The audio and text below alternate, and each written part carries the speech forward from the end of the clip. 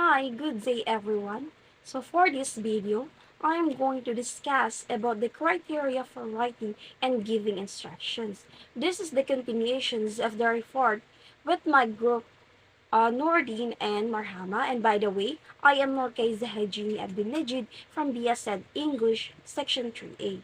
So first is the continuation is for the criteria for writing and giving instructions. First is simplicity. This is one of instructions. Simplicity, it seems fairly obvious that instructions should be as simple as possible. We argue that the language of instructions should be a lower level than that of a text. Uh, in a set of materials, 100% comprehension is essential when following instructions. Engagement is vital when reading or learning to text. So, for example, instead of saying, please ascertain the appropriate tabulations of data, you could simply say, check the data table. So you must be specific so that for the students will learn more will and their comprehensions is must easily for them to understand. And that's the main point of simplicity. I have also here another example for simplicity.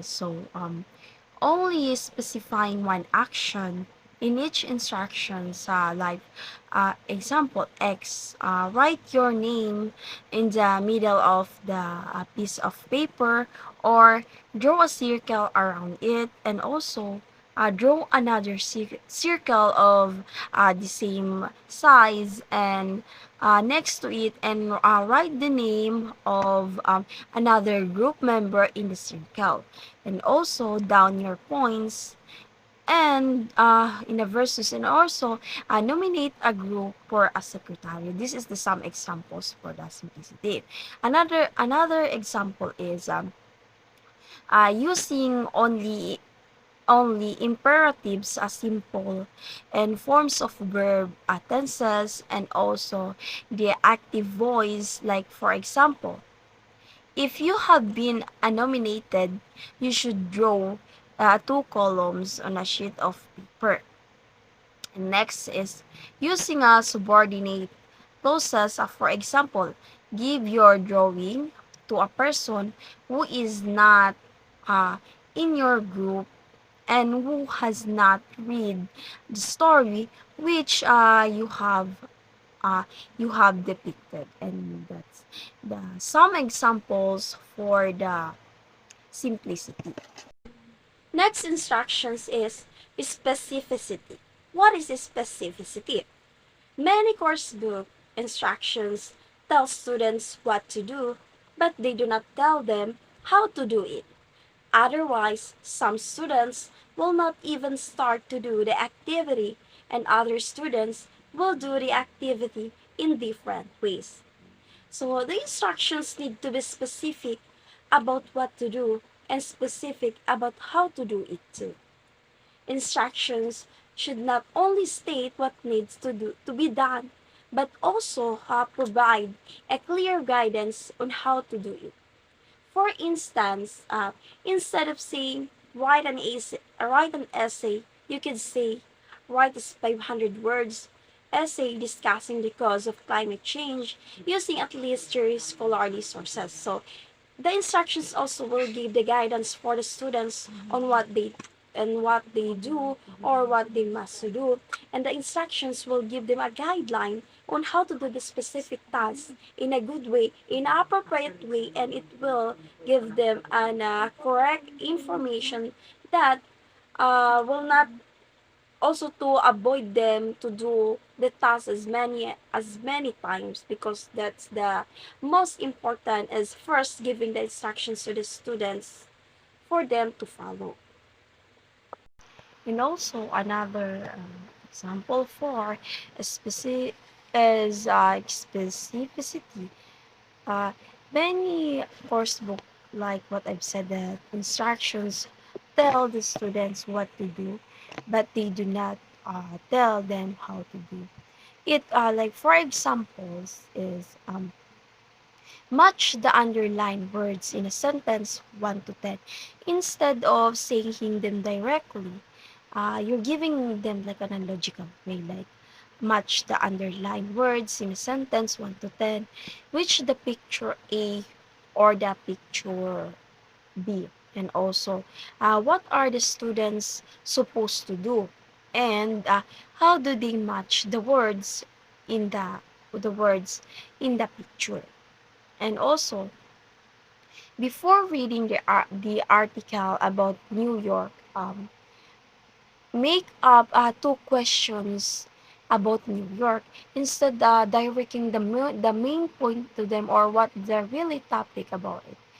You're giving first them in a question in a logical way. So as you read the article, ask yourself the question like first is do they ask their questions aloud or in their heads and or answer the questions. And also, there is a chemist or a florist and a convenience store on how do they do the Sam's article and also and the name of the shop or asking them in a questions that also belong to the stories. And uh, I have also here some good example like look at pictures and read the questions and also match its questions in a pictures by writing writing is writing them in a pencils and better also by asking a questions and try to answer the questions also and use your dictionary as a guide and read as any words that need to answers or the deep words in the stories. That's for the specifics. Next instructions is an ambiguity. What is an ambiguity?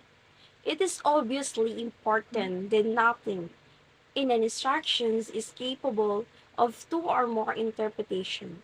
We have found out that, for example, pronouns, you already know about the pronouns, adverbials, or positions, coordinators, and synonyms. It already discussed by the last reporter, and it can be ambiguous that therefore we always avoid them when writing or giving instructions. For example is, instead of saying, complete the assignment as soon as possible, you could say, submit the assignment by 5 p.m. on Friday. And still be specific on what you give to the students because the uh, instructions is the most important for them because that students have a good comprehensions. You must really need to give the complete details for them to understand. And also for the unambiguity, we have another more deep explanations or example for you to able to understand. So first is like you are a writer in a restaurant.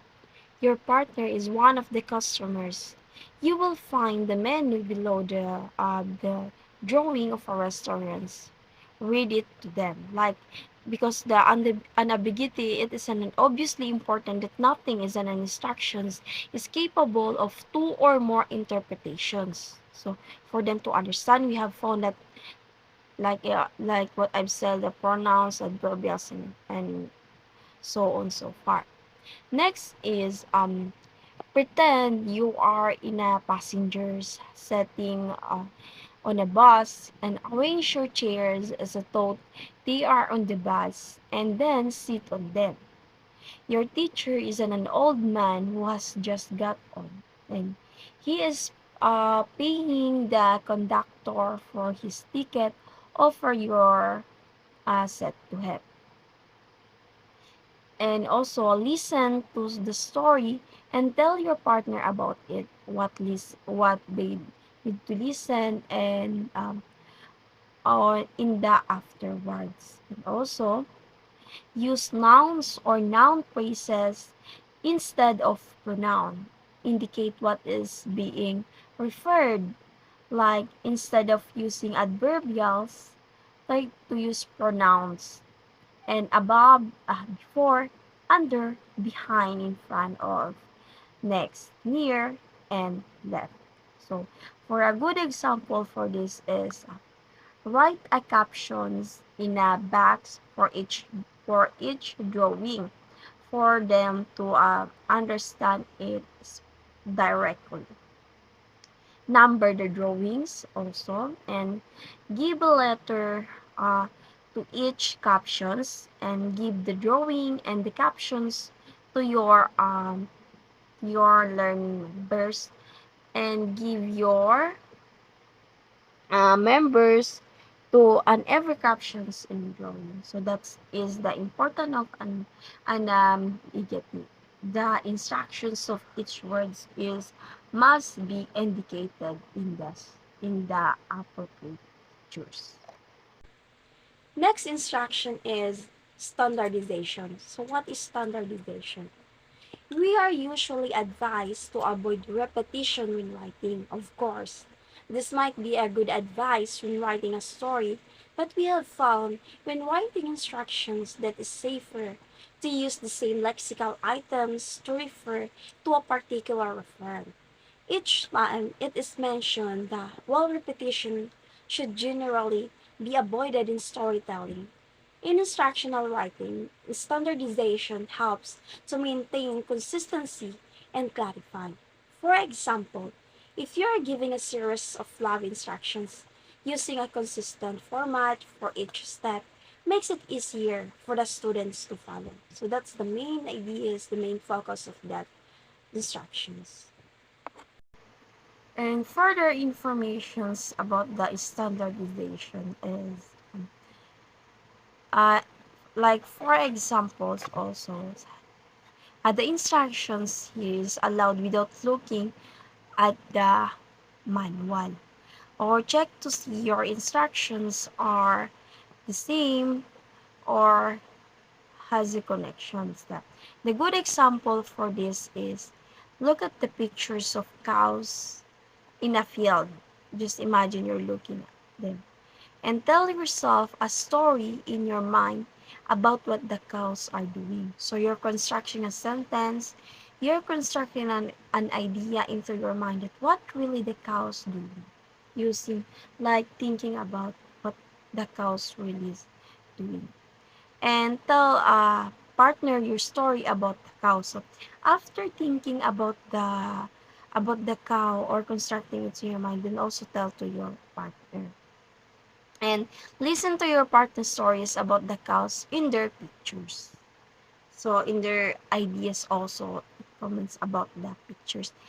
Next examples is a bad examples for standardizations is from the word in standardizations is look at the drawing of a cows in a window like it's not really specifically. There's a lot of what do you call that? They're not directly into the sentence, not just what I said in the good example. So look at the drawing of cows in a meadow. Tell your tell yourself in a story about what the animals in the field are doing. Then tell your partners your narrative about the calves in the picture. When you have finished your tale or listen to your friend's story about the cows in their photo. And that's the some examples for that standardization. And last but not the least instructions is self-evidence. So what is self-evidence? It is a vital that an instructions is self-evident and that is it can be followed without clarifications from a teacher or peer and without needing to refer to anyone. Clear and concise that they can be followed without the need or without the need for additional explanations or reference. So for example, instead of saying ask your classmates for help, if you're unsure, you can say complete the worksheet independently. So again, this task is giving us a full instructions on how to make a writing essay and also the the importance of instructions on how to help the students to specifically do their tasks in a good way, in a basic way, and also in appropriate way. And that's all. If you have any questions, you can PM me regarding my topic or regarding to my discussions. And also, if you have any clarifications, I will send the link of this topic for you guys to understand it also. And thank you for listening. That's all.